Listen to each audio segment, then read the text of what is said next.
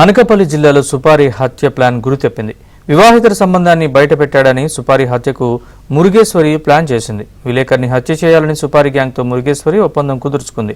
అయితే విలేకరికి బదులు మరో వ్యక్తిపై సుపారి గ్యాంగ్ దాడి చేసింది. కేసు నమోదు చేసుకున్న పోలీసులు 5 నిందితులను అరెస్ట్ చేశారు.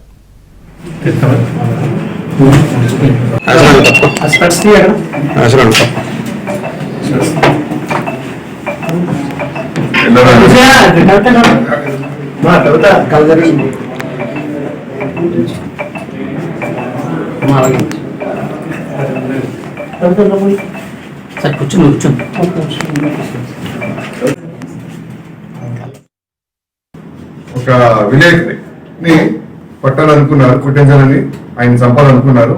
కానీ పొరపాటున ఆ పక్కనే ఇంట్లో ఉంటున్న ఈ కళ్యాణ మండపంలో ఉంటున్న ఇతను నాగేశ్వరరావుని కొట్టేశారు.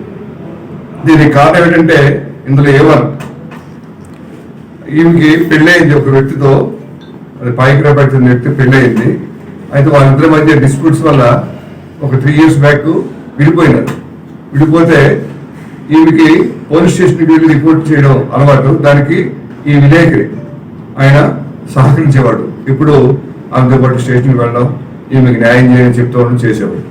ఆ విధంగా పరిచయం పెంచుకొని ఆవిడ దగ్గర నుంచి కొంత డబ్బులు తీసుకున్నాడు. ఒక 6.5 తులాల బంగారం కూడా తీసుకున్నాడు.